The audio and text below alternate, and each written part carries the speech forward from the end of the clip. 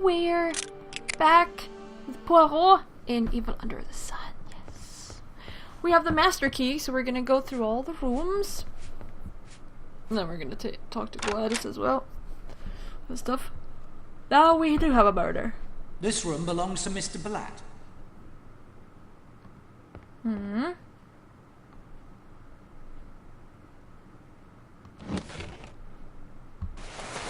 Well, would you look at that? I say, what caused that oily spot?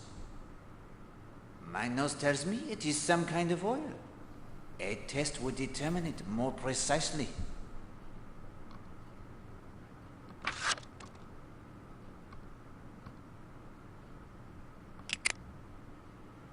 How do we,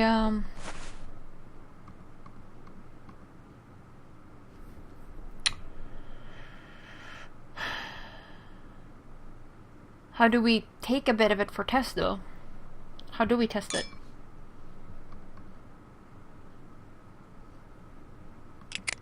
I don't know. Yeah, I don't know. Clicked outside the game again.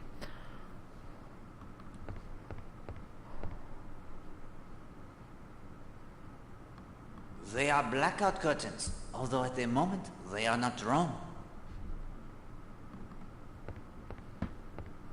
Alright.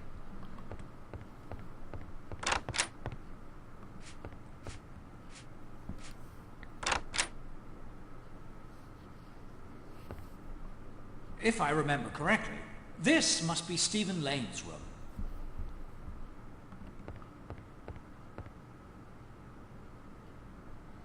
Not sure there's anything new in here, though.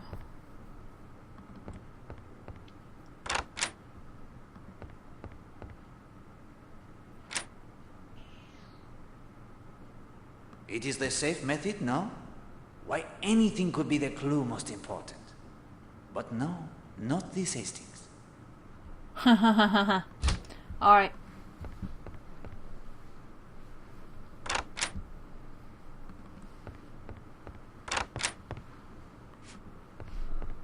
Mademoiselle? Mr. Poirot, you gave me such a start. I'm all nerves. Is all well, mademoiselle? What were you doing in your bath yesterday? It was such a mess. It took forever to clean it up. It is a little hard to explain that... Well, never you mind. I took care of it. It's my job. How are things between you and Monsieur Will Jenks? Mr. Poirot, the Marshall girl told me that there is nothing between her and my will. Everything's patched up. I am so glad. She also told me that you had a hand in clearing up that mystery. If you need a helping hand in this horrible murder case, you just let me know. I might do so. Forgive me, sir, but I really... Alright. Poirot's room. Montague Barry's room. I think this room belongs to Major Barry. Yeah, and I don't think there's much more new stuff in there. I just presume there isn't, but who knows? The Redfern's room. I don't think we've been in here before.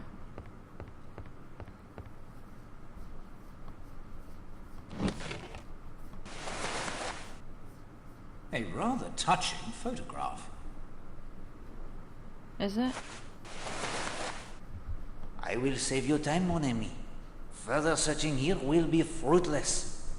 Alright.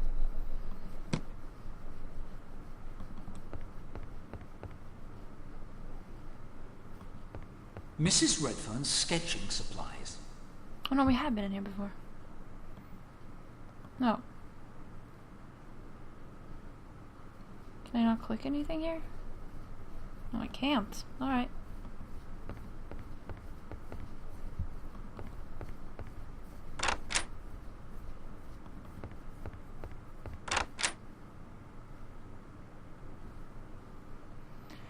We've been in here a bazillion times at this point. In the Marshall's room.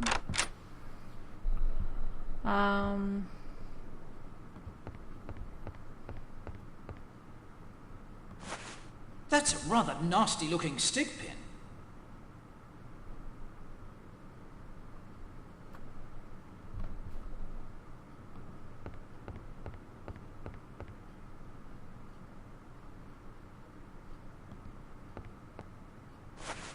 Linda's watch.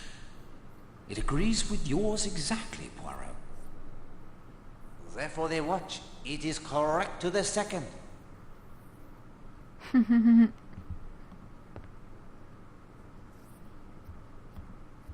More green fabric. From the ashes, it looks like quite a bit was burned here. Hmm.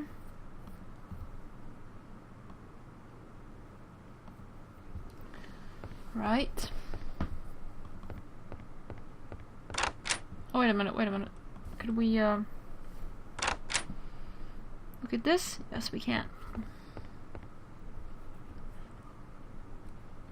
I'd certainly like to see what Miss Marshall has stashed in there. Then the combination to the box, it must be found. Trial and error will not open it. Aries, Taurus, Gemini, Cancer, Leo, Virgo, Libra, Scorpio, Sagittarius, Capricorn, Aquarius, Pisces. 1, 2, 3, 4, 5, 6, 7, 8, 9, 10. That was everyone.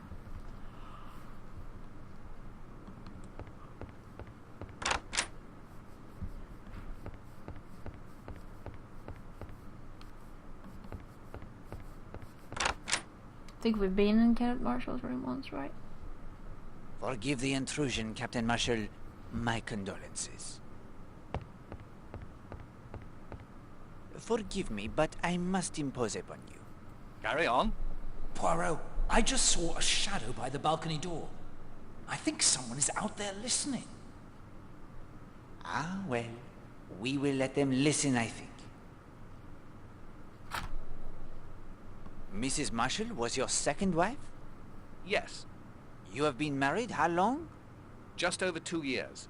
The marriage? It was a happy one? Certainly.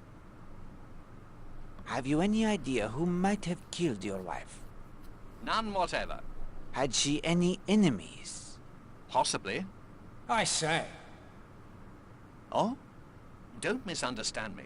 Arlena was an actress. She was also a good-looking woman. She aroused a certain amount of jealousy, envy, hatred, malice. From men as well as women? Mostly women. Was Mrs. Marshall previously acquainted with anyone in this hotel? I believe she had met Mr. Redfern before, at some cocktail party. How did you spend your time this morning? I breakfasted downstairs at 10 minutes after 9 o'clock. After that, I went down to the bathing beach where I saw you. I had a quick bathe. Let me see. At about 20 minutes to 11, I returned here to type some letters.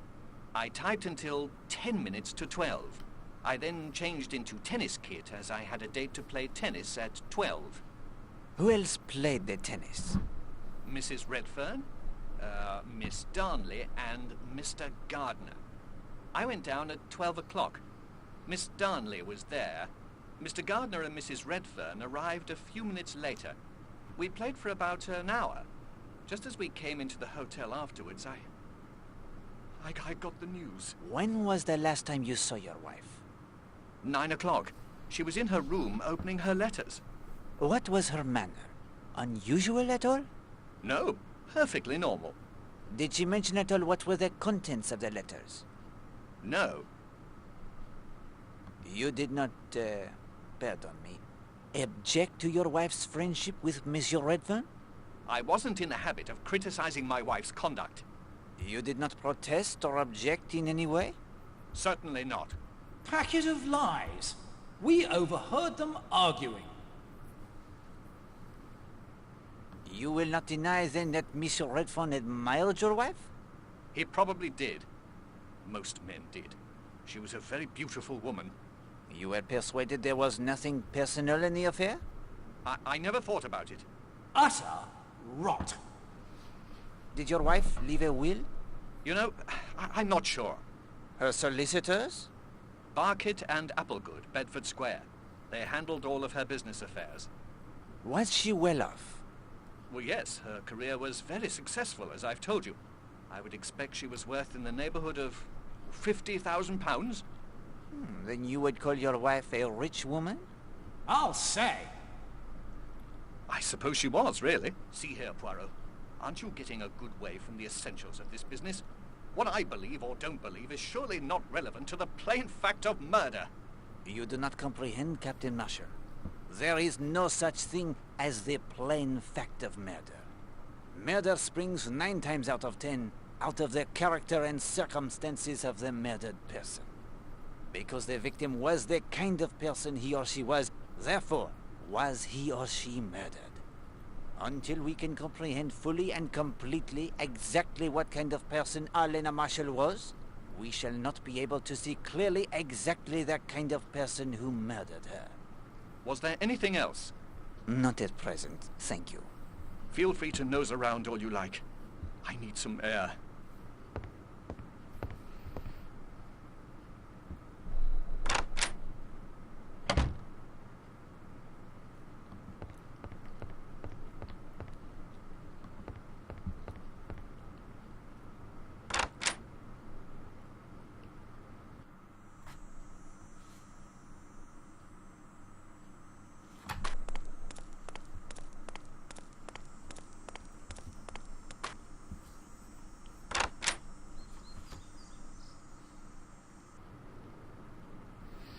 Ah, yes, we haven't been in here.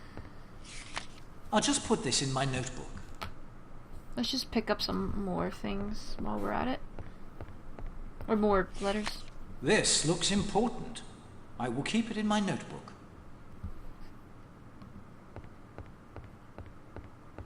This room belongs to the beautiful Arlena Stewart, Marshall.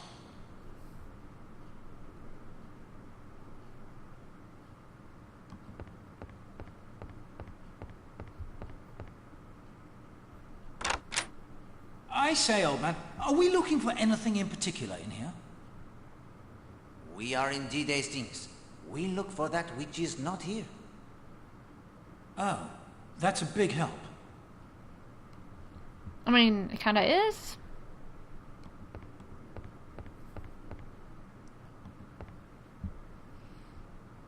Looks like ordinary bath salts. Poirot, open the lid. I cannot, Hastings. The lid, it is screwed on most tightly.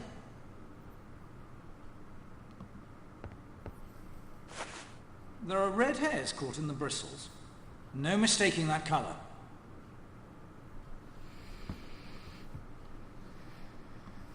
Alright.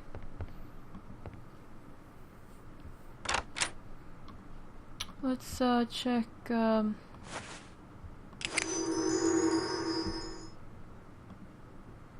we got some sample of hair there.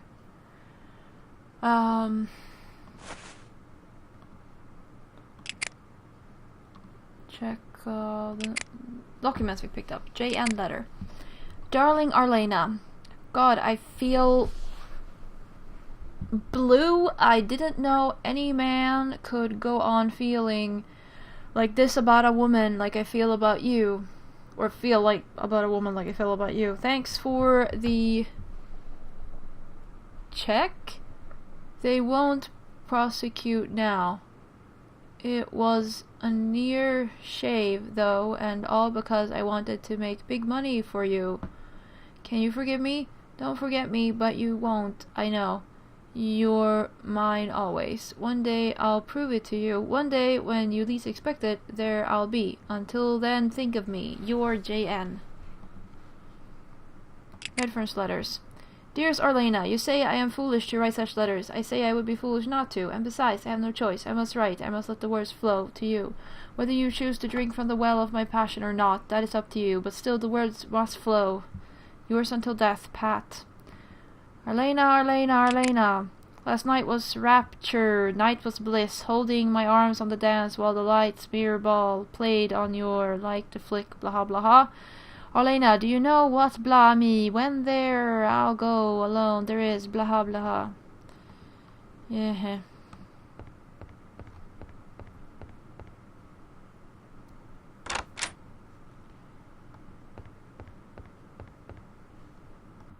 Whoops. Stop doing that.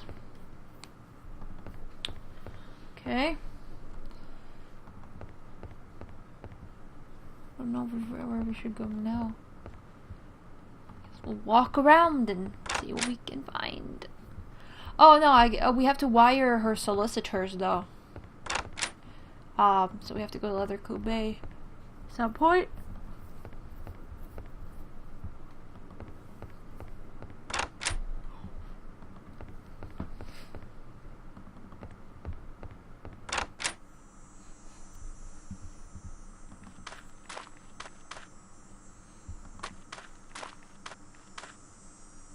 Do not disturb him, Hastings. We may be able to take advantage of his absence from the beach. Mm-hmm.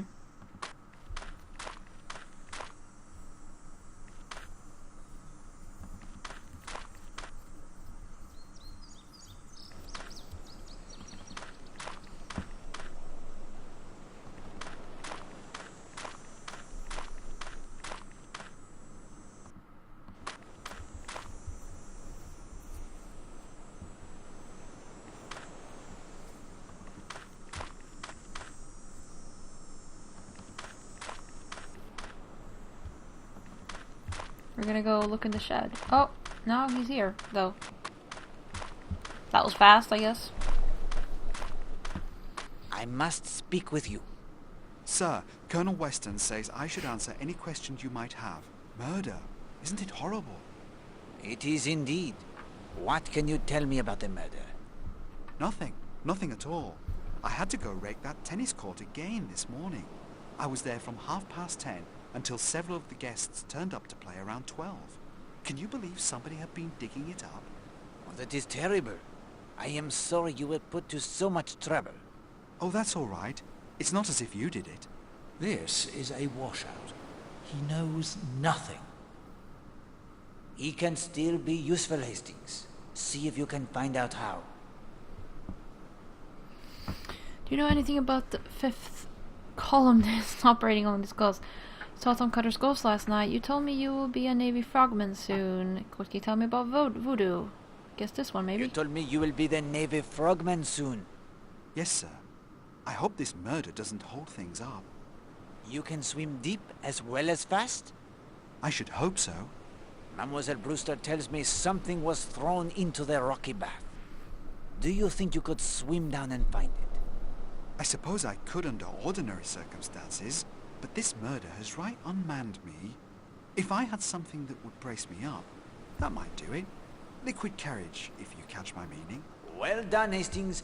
We now know the service George can perform for us. We lack only the means to enlist his aid. No, I don't think we do. Merci, Monsieur George. I will speak with you again. You know where to find me, sir. Please give me some time. Well, that is not going to help. Oh, okay. He doesn't like dark rum, I guess.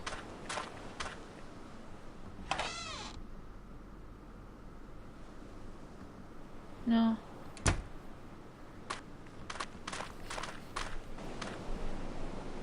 Okay, no, I don't want to go back there. Okay, I guess we go to Leathercombe. Bye.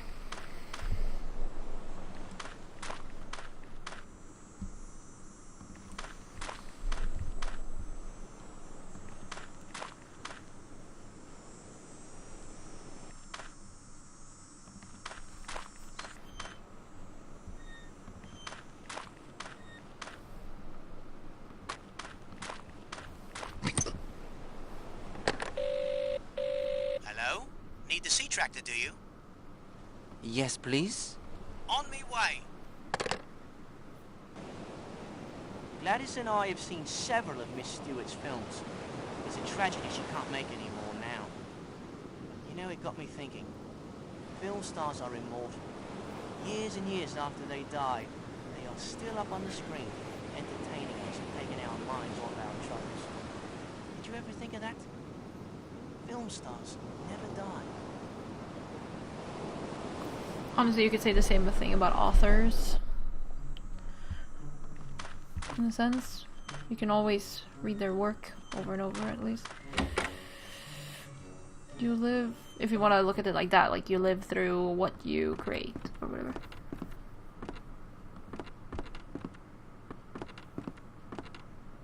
What can I do for you? You have heard of the terrible tragedy? The murder of that wonderful actress, Mrs. Marshall? Oh, yes. I have been asked to investigate. Well, I'm sure you'll clear it up as fast as you found my missing post. Merci, madame. Did you see any of the hotel guests this morning? Yes.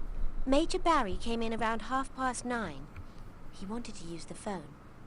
Then he declared it wasn't private enough for his needs and said he'd drive into Kingsbridge instead. What do you suppose was so private he couldn't call from here? It's not as if I'm one to gossip. Of course not. Did you see anyone else? Yes. That young stepdaughter of Mrs. Marshall's came in to refill a prescription for her. What was the prescription? A sedative. Trianol. When was Mademoiselle Marshall here? Why, it was only a little while ago. Right before I heard the news of the murder. Hold on. Arlena was well dead by that time.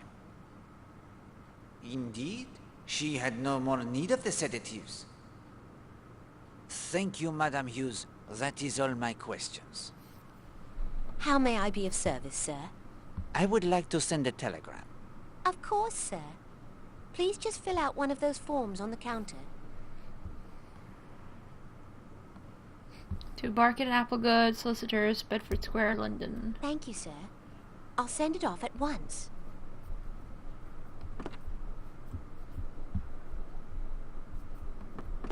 Let's see if we can do any tests here.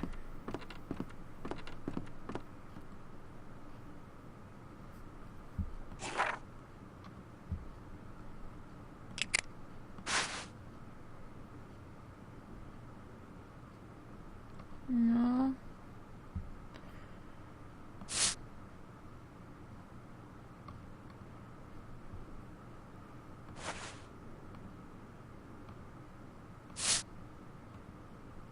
Oh yeah, we can't open the bath salts. That's true. Almost there. We just have to have something to compare it with, I think.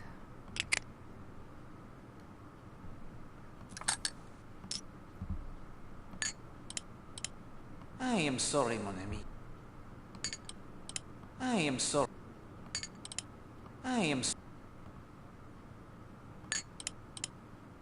Oh, perfume, cosmetics. Okay.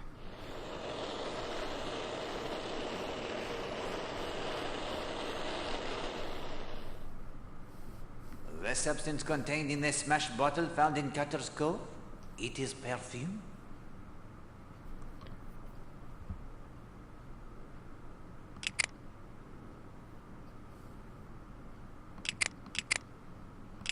Oh, maybe we have to make more of this.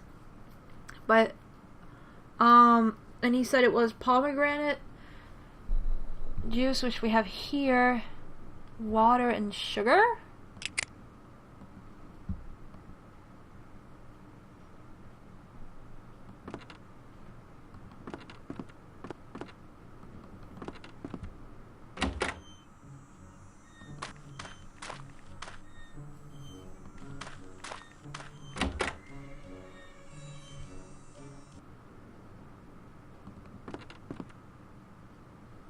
Have you any dark rum?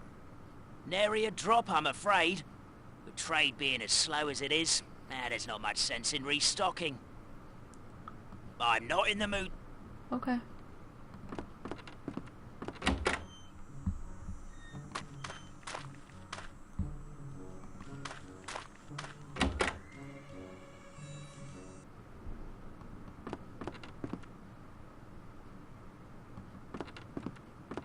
Poirot, any indications yet in Arlena Marshall's murder? Indications, yes, but there is still work to be done, Colonel. Of course. How can I help?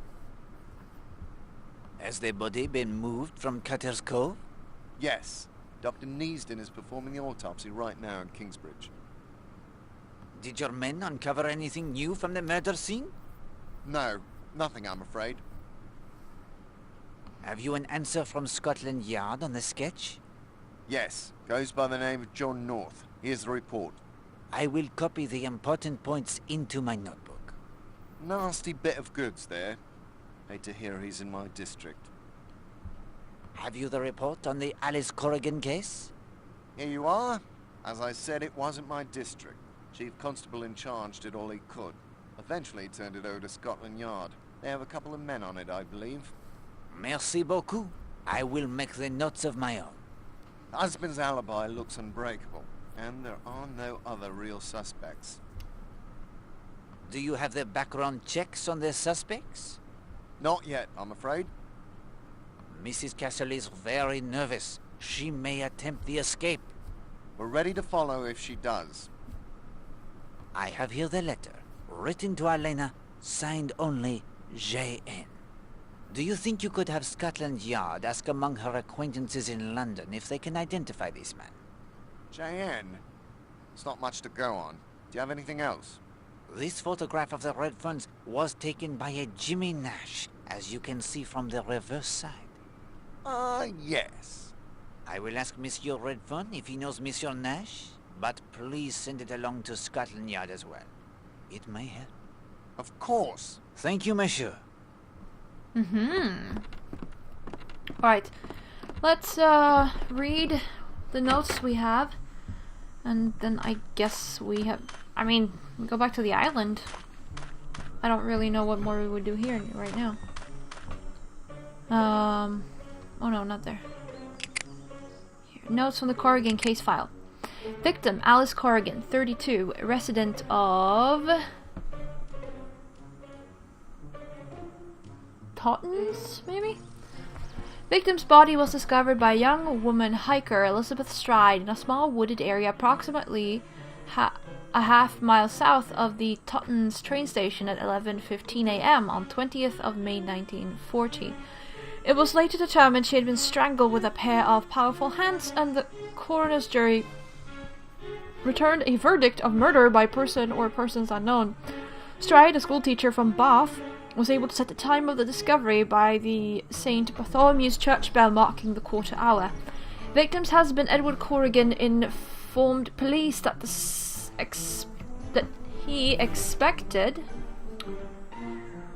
to be met by his wife when he arrived on the 11:30 from London. She often crossed through the woods on her way from their cottage into town.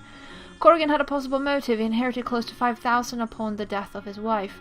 Corrigan's alibi, however, is ironclad. He was definitely placed by both a conductor, Peter Michaels, and another passenger, Arthur Gibble, a member of the town council, on board the train at the time of the murder. The train arrived in Tottens on schedule at 11:30. Due to the similarities between this crime and the murder in Brixham of 15-year-old schoolgirl Millie Parsons on 13th of April, an attempt to link the two victims was made without success. To date, no arrests have been made, and there are no serious suspects. Report on Mr. North. Jasper Allen North, 37, 15 Green Lane, London, SE2. North has a long, varied criminal history, beginning with loitering with intent and car theft at age 14. From there, he graduated to driving for a criminal gang based in Whitechapel. Taken in charge in 1921 on suspicion of driving a car in the Carberry bank robbery. Released, suspected of being the driver in a 1923 Royston armoured car job. No charges filed. Arrested since then on various charges ranging from smuggling to assault and battery. Currently reported to be working for one of London's top drug rings as a trafficker and distributor. Oh, what a lovely person. Tests various substances that may relate to the murder. Okay. Well, that's it for this episode. So, thank you all for watching, and I'll see ya.